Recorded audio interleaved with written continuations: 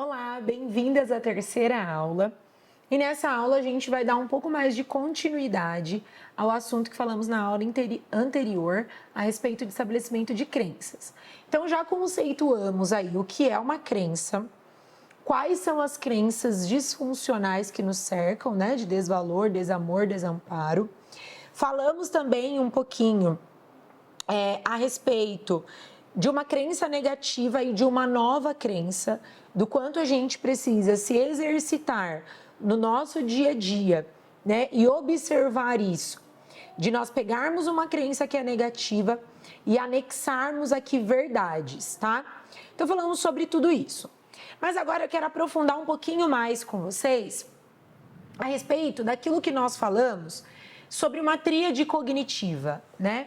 Então, quando a gente fala em cognição, nós estamos falando sobre pensamentos.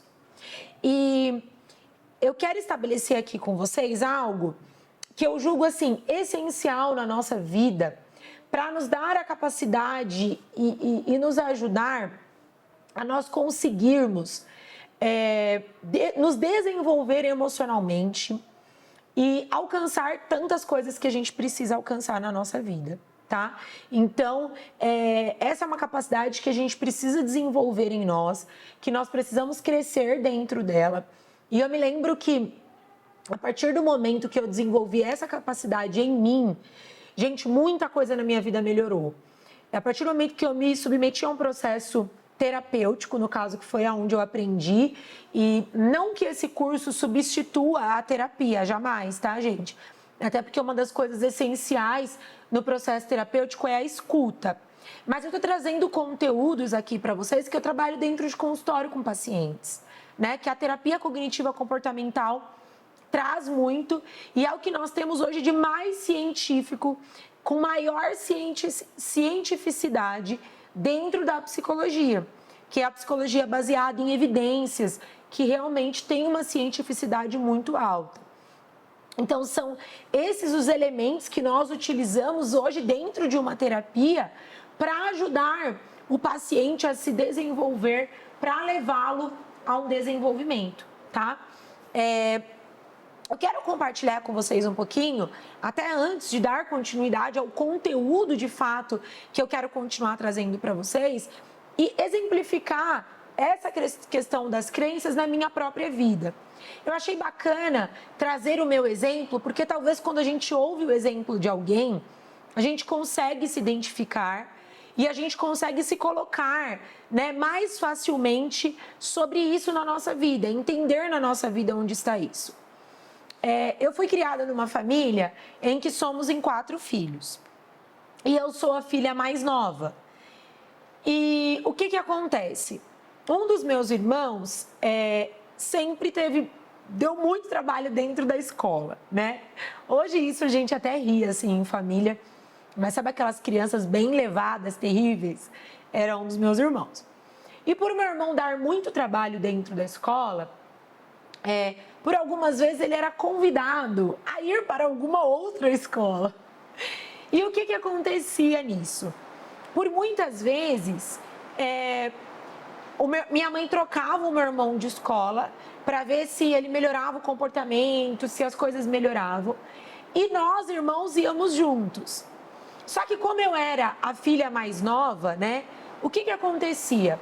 Bem ali no meu período de pré-alfabetização, alfabetização, foi um período muito difícil na nossa família, questões familiares, conflitos, questões que eram muito difíceis dentro do nosso ambiente familiar. E por conta disso, eu acabei perdendo muita coisa e emocionalmente desestruturando muito nesse período de alfabetização da minha vida. Então, gente, quando eu era ali muito pequenininha, ali no meu pré ainda, eu tive muita dificuldade na escola, né? Então, o que aconteceu muito? Eu acabei tendo muita dificuldade e precisei refazer o pré. Então, eu fui uma criança que eu fiz o pré por 2 vezes. Isso em uma família, né? Você que tem irmãos, você sabe do que eu estou dizendo, ou tem filhos, isso acabou virando meio que uma zoeira dentro de casa. E por mais que os meus pais, né, muitas vezes falavam, para de falar isso, de alguma forma isso acabava acontecendo muito ali dentro de casa, essa brincadeira, essa zoeira. Então, o que acontecia? Aconteceu muito comigo. Os anos foram passando na minha vida e eu comecei a ser uma criança que eu tinha dificuldades ali na escola. Porque, de alguma forma, eu internalizei uma crença de desvalor. Então, eu sempre me desvalorizava muito. Eu achava que eu era burra, que eu não era capaz. Eu não tinha coragem, muitas vezes, de verbalizar isso.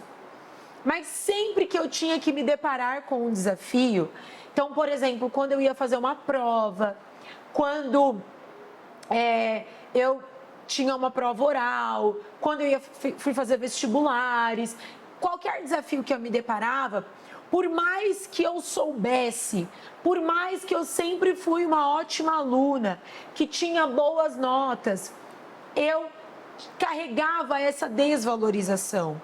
Então, eu fui descobrir mesmo isso e conseguir racionalizar tudo isso dentro do processo terapêutico. Porque até então eu nunca tinha parado para observar de fato como eram os meus pensamentos e o quanto eles eram disfuncionais a respeito de mim mesma.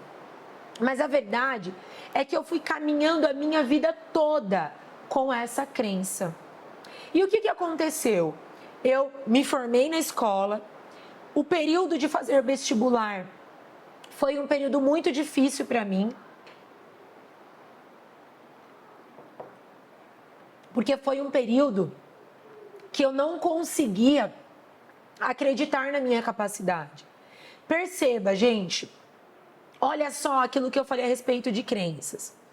Tudo ao meu redor dizia o contrário. As minhas notas sempre foram boas. Eu sempre fui elogiada pelos professores. Eu sempre fui uma aluna dedicada. Claro, eu tinha muita dificuldade em algumas matérias específicas, mas eu sempre fui uma aluna que eu conseguia, né? Que eu conseguia passar, que eu era capaz. E mesmo tudo ao meu redor dizendo o contrário da minha crença, eu tinha uma crença que havia sido cristalizada. Não adiantava. Era como se nada conseguisse quebrar essa crença. Quando eu olhava para mim, aquilo era uma verdade. E era uma verdade que já estava enrijecida. Então, quando eu fui prestar vestibular, quando eu fui entrar na universidade, eu me lembro ali de, na hora do vestibular, eu fazendo a prova e os pensamentos vindo. Você não vai conseguir. Nossa, imagina que vergonha você não passando no vestibular. Nossa, será que você vai ter que ficar fazendo mais tempo agora no cursinho? Nossa, não vai dar certo. E olha que incrível.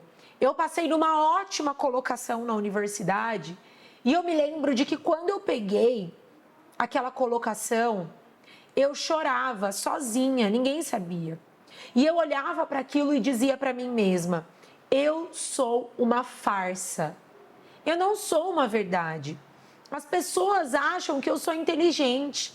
As pessoas acham que eu sou capaz. As pessoas acham que eu consegui conquistar isso daqui. Mas na grande verdade, eu sou uma farsa. Isso daqui não é uma realidade ao meu respeito. Isso daqui foi uma coisa do acaso. Foi uma sorte. Por sorte eu consegui alcançar isso. Então perceba, quando uma crença está enraizada em nós, mesmo que as coisas digam o contrário, a gente prefere e continua acreditando naquilo que não é uma verdade. E eu me lembro que eu entrei na universidade, que por muitos dias eu tive que deparar com essa crença. Ela me acompanhou por toda a minha jornada universitária.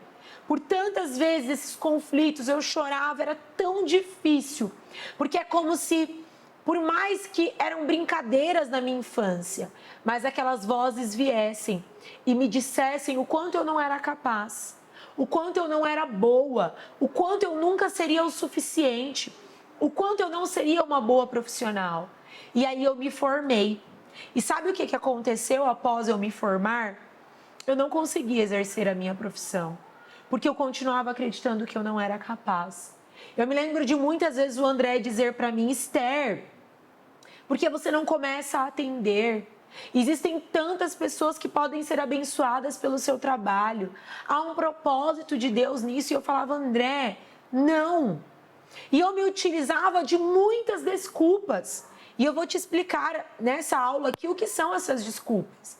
Eu me utilizava de muitos argumentos convincentes à maternidade. Eu não tenho tempo.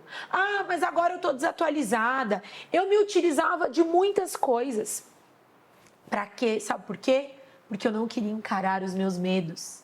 As minhas crenças que estavam tão cristalizadas em mim, que estavam tão enrijecidas e que agora pareciam ser verdades absolutas sobre mim. Quando eu olhava para trás, muitas vezes o André mesmo me dizia: amor, você nunca pegou uma DP, você nunca pegou um exame na faculdade. Será mesmo que você não é capaz? Será mesmo que você não consegue? Mas aquela crença continuava falando mais alto do que qualquer outra voz. E eu quis trazer o meu exemplo aqui, brevemente, para que você entendesse que talvez existem coisas que estão paralisadas na sua vida e que você acredita que são verdades absolutas, quando na verdade elas não são verdades em você. São crenças que te paralisam por coisas que aconteceram na sua história, por coisas que você viveu. E que hoje você está descobrindo essas coisas, você está entrando em contato com isso. E nós precisamos deixar de acreditar nisso e substituir por crenças que são verdades ao nosso respeito. Não quer dizer que hoje eu não tenha que lidar mais com essas crenças. Não quer dizer que até hoje, por muitas e muitas vezes, isso quer tomar o meu coração. Isso quer me fazer acreditar que eu não sou capaz. Gente, a cada novo curso que eu lanço, a cada novo desafio que eu me encontro na minha profissão, cada paciente novo que às vezes chega, a cada desafio no meu ministério, cada lugar que eu vou ministrar, por muitas vezes essas crenças elas vêm. Talvez você olhe para mim e você acredite que eu sou uma mulher super bem resolvida. Isso não existe. Eu continuo tendo que lidar com essas minhas crenças disfuncionais. Eu continuo dia após dia tendo que dizer para mim mesma que sim, que eu sou capaz, que sim, isso não me define, que sim, eu posso alcançar aquilo que Deus tem para mim. Então preste atenção. Cuidado com as vozes que querem te definir. Cuidado com as crenças que querem te definir. E aí, depois que eu contei aqui um pouquinho da minha história, para que você se identifique, eu quero dar continuidade aqui no nosso conteúdo. Então, olha só, a gente falou sobre essas crenças. Essas crenças de desvalor, desamparo e desamor, nós poderíamos chamar de crenças nucleares ou crenças centrais na nossa vida. Então vamos pensar de novo, vamos pensar agora, vamos exemplificar uma árvore. Pensa aí em uma árvore. E caso você queira, desenhe aí uma arvorezinha. Sabe aquelas arvorezinhas mesmo de pré? É uma arvorezinha assim. Faça aí uma raiz nessa árvore, um tronco e uma copa dessa árvore. As folhas aí dessa árvore, ok? Quando nós olhamos para a raiz dessa árvore, nós nos deparamos com aquilo que nós chamamos de crenças nucleares. Então, a raiz são as crenças nucleares. Alguns livros conceituam como crenças nucleares e outros livros mais antigos vão conceituar como crenças centrais na nossa vida. Eu gosto, acho que mais dos centrais. Então, vamos lá. Essas crenças centrais é tudo isso que eu te expliquei a respeito de crenças na aula passada. Desamor, desvalor e desamparo. Ok? São as crenças que estão enraizadas em nós. É aquilo que às vezes é difícil de vermos. Perceba, eu passei toda uma vida, mesmo ali fazendo psicologia e tudo mais, sem conseguir de fato acessar essas crenças. Foi quando eu comecei a de fato me deparar com tudo isso, a olhar para tudo isso, que eu comecei a perceber que eu tinha crenças que eram muito disfuncionais na minha vida. São crenças enraizadas, crenças centrais, crenças nucleares. Agora, a copa dessa árvore, vamos pensar que você é essa árvore, tá? Então, você tem crenças centrais. A copa dessa árvore são crenças que nós chamamos de crenças intermediárias. O que são essas crenças intermediárias? São regras que eu coloco para conseguir lidar com aquilo que dói muito dentro de mim. Como assim, Esther? Então vamos pegar o meu exemplo. Eu tinha uma crença central de que eu era burra, certo? De que eu não era capaz. Aí, ao decorrer dos anos e o passar da minha vida, eu tive que começar a ter crenças intermediárias. Regras que eu fui me utilizando para não entrar em contato com aquilo que dói tanto. Como assim? O que eu estou dizendo com isso? Que o fato de as regras que eu falei, as desculpas que eu me utilizei, de não começar a atender quando eu me formei, eram essas crenças intermediárias. Não, mas eu sou mãe agora. Não, mas eu não estou completamente atualizada. Não, mas e se eu não tiver nenhum paciente? Perceba, eu peguei coisas que são verdades, mas na verdade eu as utilizo como desculpas. Não quer dizer que porque agora eu me tornei mãe, que pode ser mais difícil trabalhar, que seja impossível. Então perceba, ao decorrer da nossa vida, nós vamos nos utilizando de regras, de pressupostos, de coisas que nós vamos colocando para não alcançar o nosso objetivo. Então vamos supor que lá na primeira aula você colocou aquilo que nós falamos do emagrecimento. Mas você a vida inteira se utiliza de uma regra. Não, mas eu tenho uma tireoide. Não, mas eu tenho um marido que é mestre de cozinha. Um exemplo. Não, mas eu tenho um problema tal de saúde. Perceba, você não quer entrar em contato com aquilo que dói. Que na grande verdade você acha que você não é capaz. E agora você não quer entrar em contato com algo que é muito dolorido para você. Então, as crenças intermediárias são regras que nós vamos nos utilizando na nossa vida. Então, perceba, deixa eu te dizer algo. Quais são as regras que você tem se utilizado para não alcançar os seus objetivos? Essa é uma forma de nós vencermos essas crenças. Esther, como que eu vou crescer emocionalmente? Como que eu saio de um lugar de viver só dentro dessas crenças que me limitam?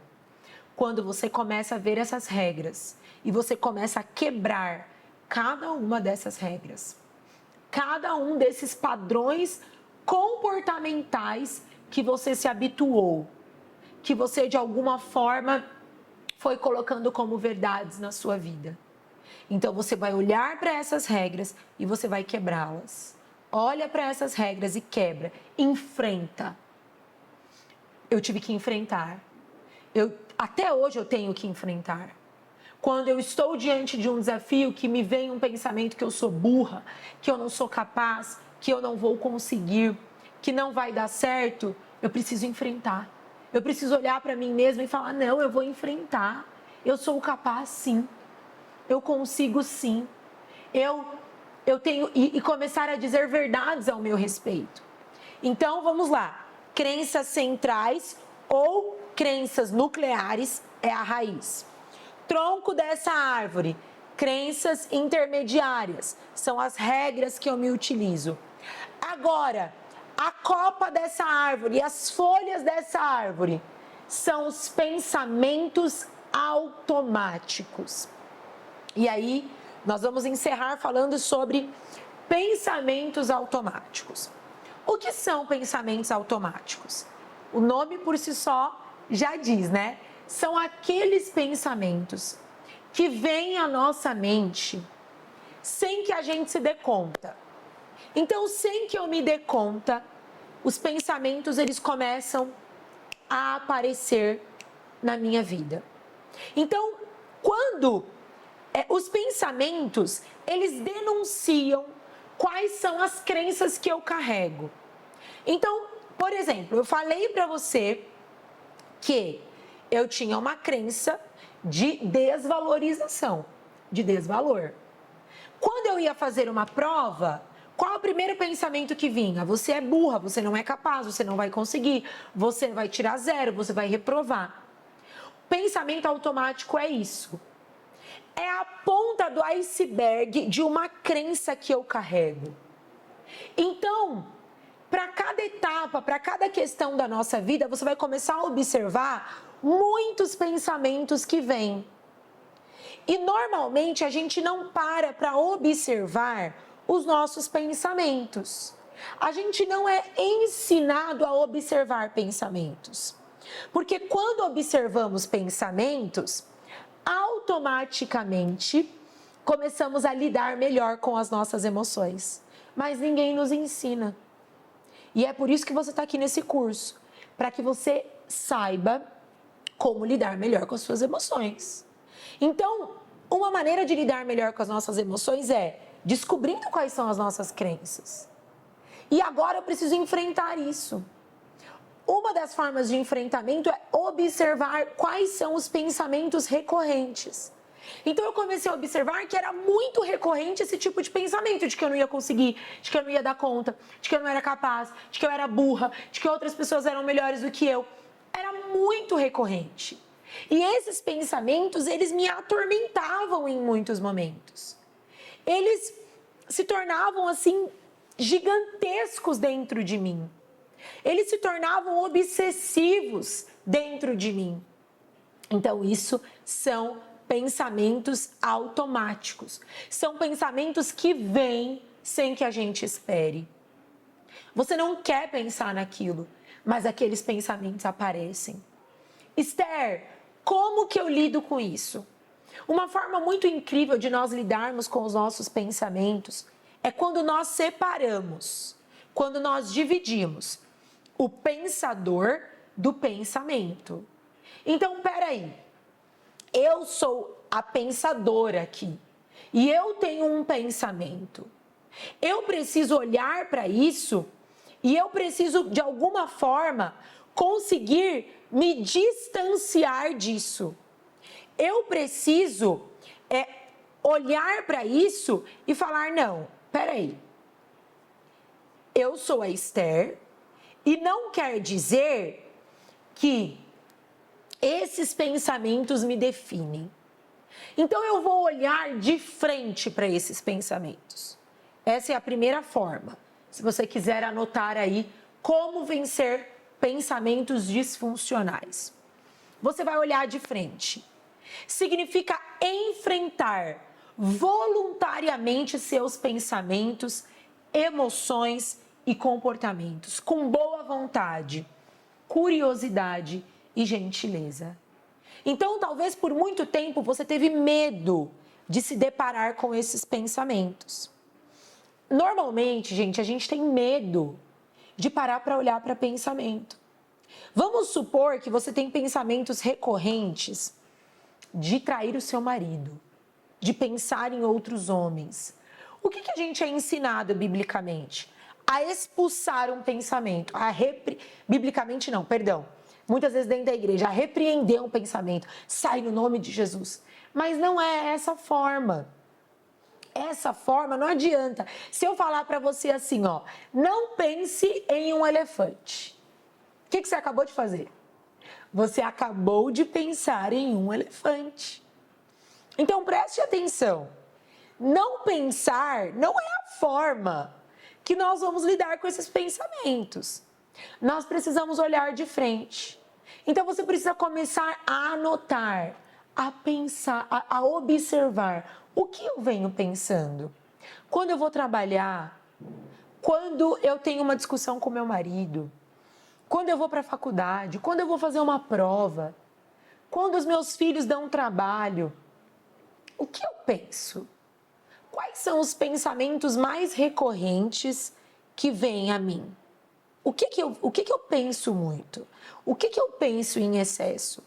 Então, você precisa, primeiro, olhar de frente. Não tenha medo de encarar isso. Segundo, afastar-se. Como assim, Esther? Você me manda olhar e depois afastar. Você vai entender.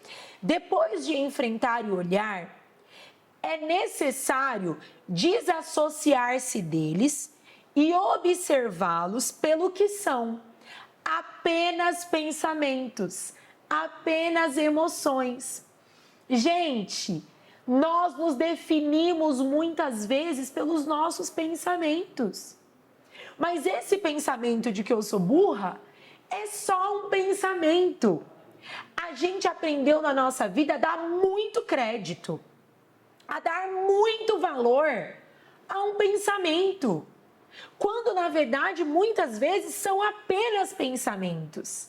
E a gente precisa parar de dar tanta credibilidade àquilo que são pensamentos disfuncionais e a dar mais crédito àquilo que são verdades.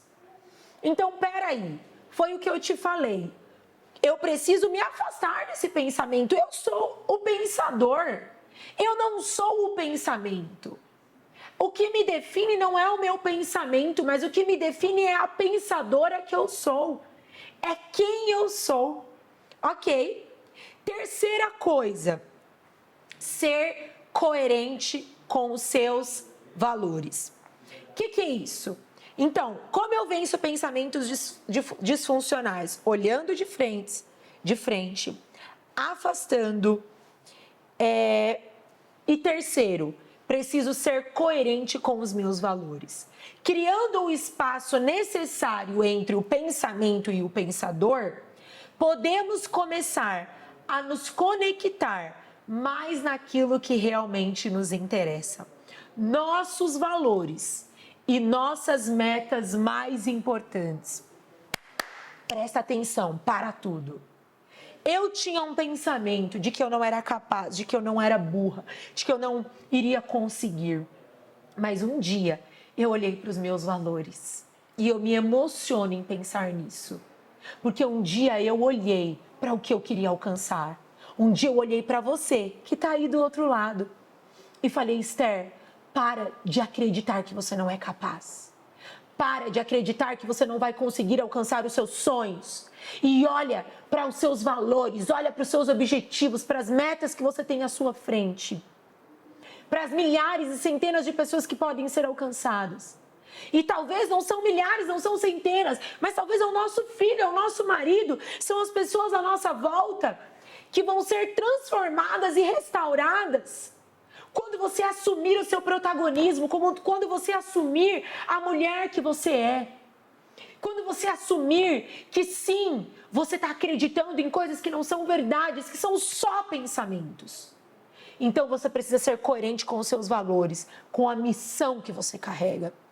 E quarto e última coisa, para você vencer esses pensamentos disfuncionais, você precisa seguir em frente.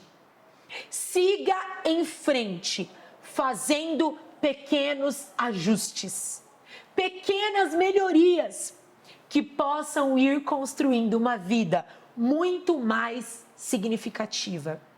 Você precisa de pequeno em pequenos passos, de pouco em pouco, alcançar as suas metas. Você acha que eu cheguei aqui do dia para a noite? Não! Foi de pouco em pouco. Começou pequeno, começou dentro da minha casa, começou eu me expondo em ambientes que muitas vezes eu tinha medo de me expor. Começou eu acreditando em mim, em coisas que antigamente eu não acreditava. De pouco em pouco, de pequeno em pequeno, quais são os pequenos ajustes que hoje você vai se posicionar após essa aula? E você vai falar, chega, acabou.